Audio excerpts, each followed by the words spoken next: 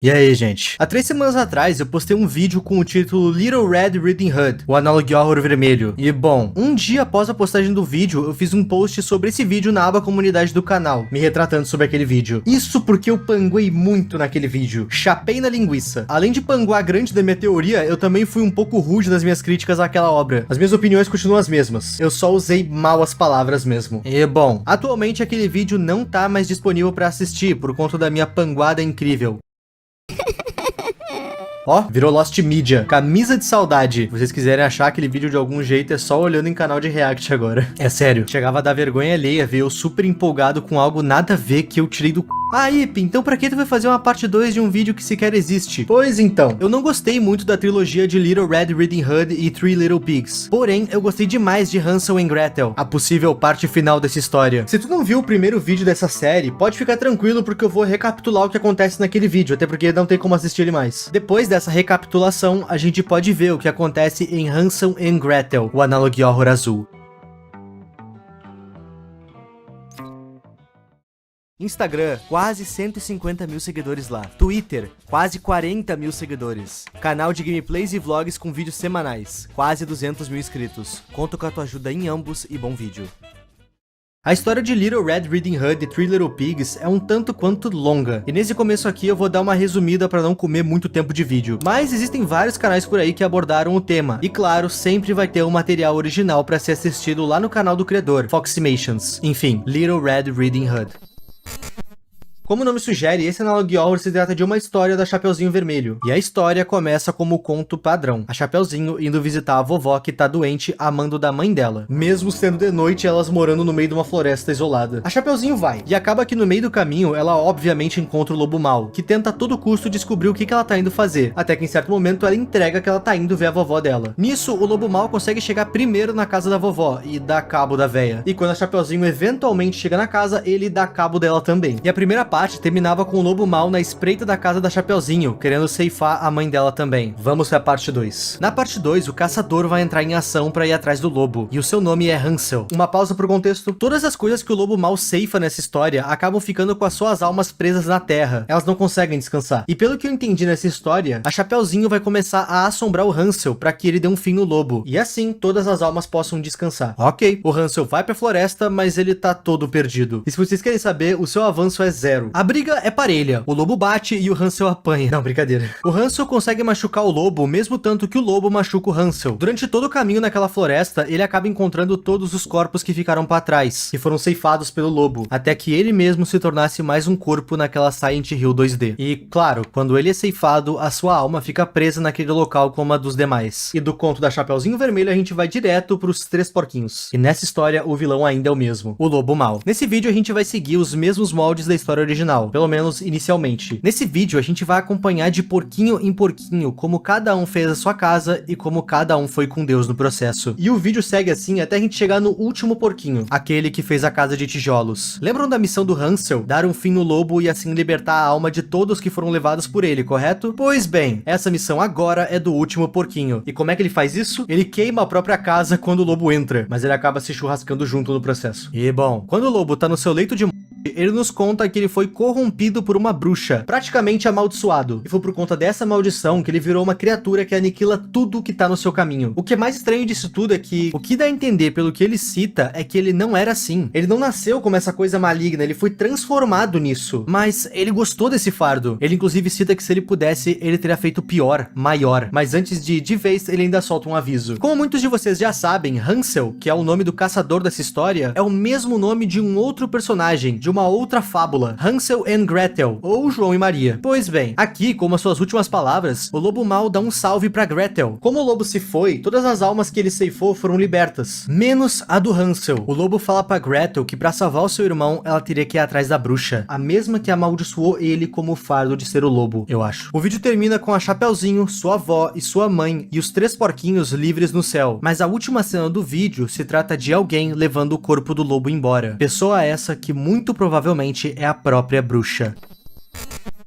Agora sim a gente pode ir pro tema que dá título pra esse vídeo, Hansel and Gretel. Antes da gente se aprofundar nesse vídeo, tem algumas coisas que eu quero falar. Ficou claro que o criador colocou muito mais esforço nessa parte aqui. Esse vídeo é o que tem o maior tempo de duração, e o criador também foi bem recompensado por isso. E na minha opinião, essa parte aqui solou a série inteira. Vamos ao vídeo.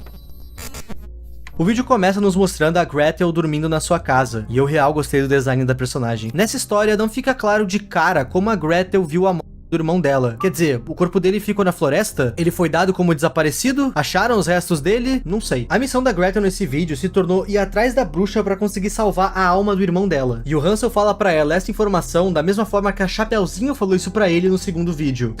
Assombração. Ele vai assombrar a Gretel. Ele pega uma foto deles dois que tinha num armário, mas acaba deixando ela cair. E o som dela caindo acorda a Gretel. E nisso ele aparece assim na frente dela. Eu achei engraçada a forma que ele aparece. A Gretel vai reconhecer o irmão dela, mas o irmão dela não fica muito tempo ali.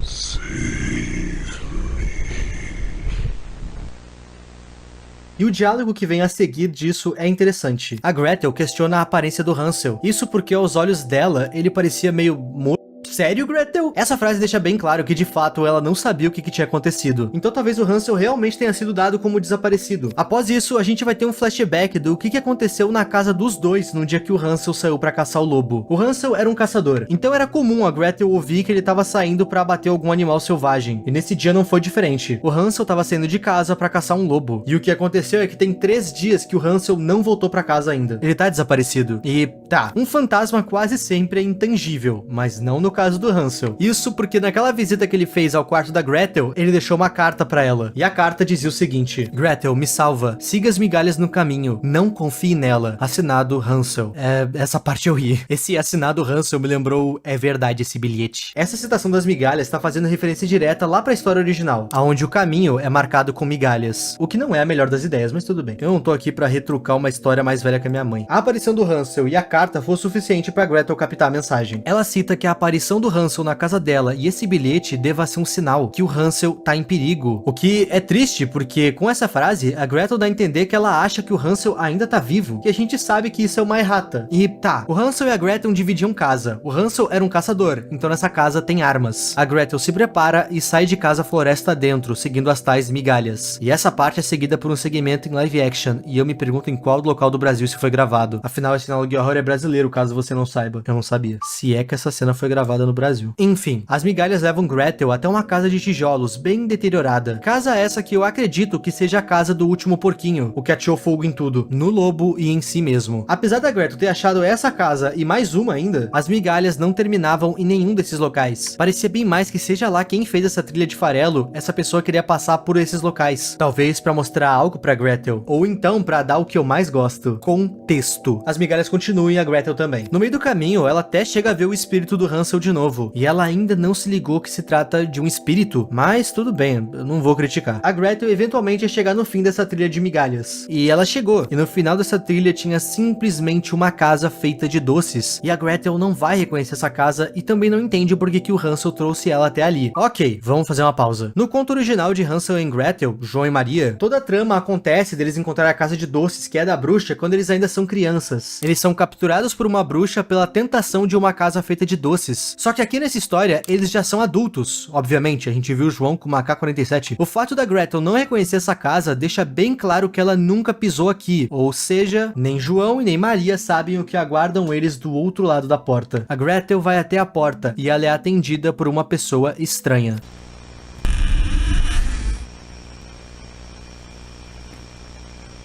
How can I help you? Did you like my house? A Gretel estava carregando com ela uma foto do próprio irmão. Ela mostra essa foto para perguntar se a pessoa o viu. E bom, a resposta da pessoa da porta é chamar a Gretel pra dentro, afinal tá frio na rua. Ela cita que sabe como ajudar a Gretel.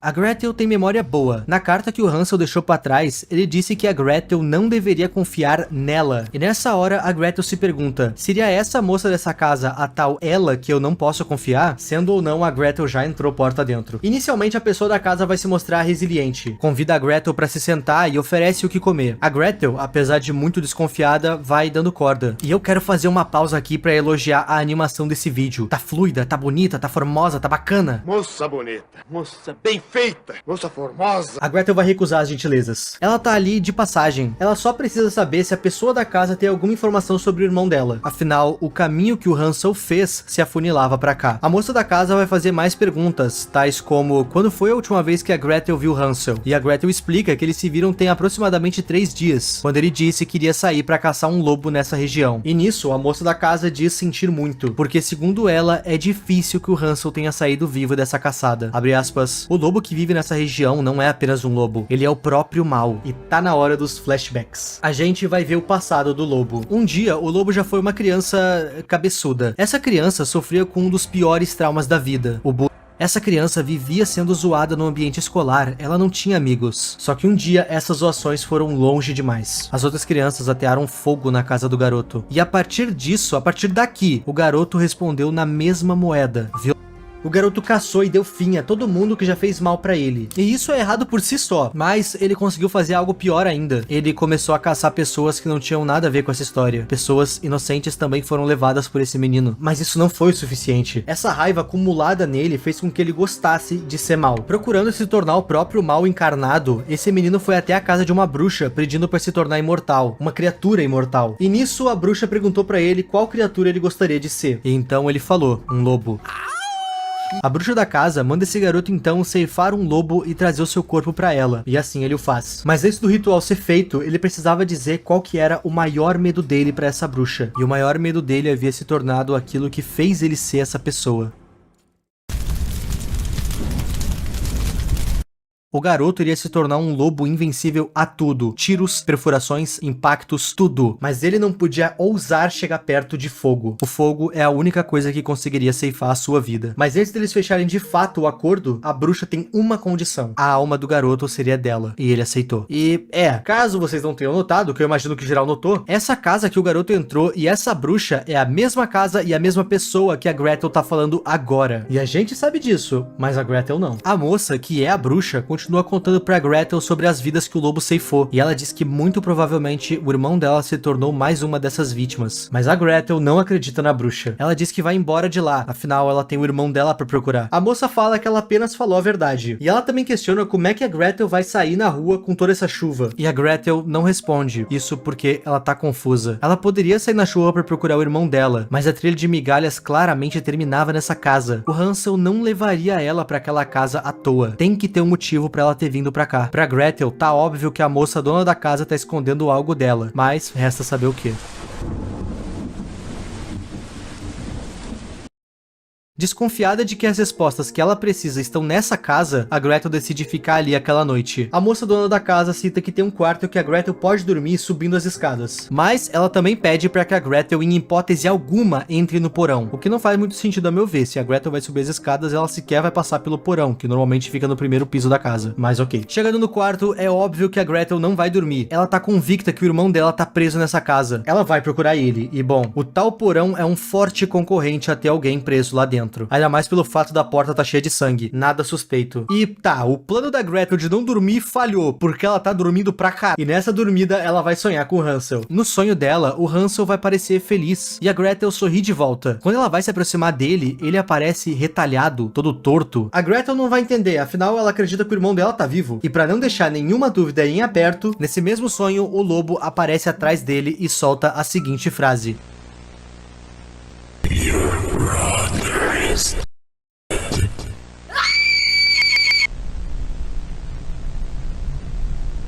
Um pesadelo? A Gretel se acordou bem na hora que a bruxa havia adentrado no seu quarto. Mas adivinha? Isso era outro pesadelo dentro do pesadelo. Quando ela acorda de vez, ela acorda num pulo. Afinal, não era pra ela ter dormido. Pô, eu acabei dormindo sem querer. Não posso ficar aqui. Preciso achar o Hansel.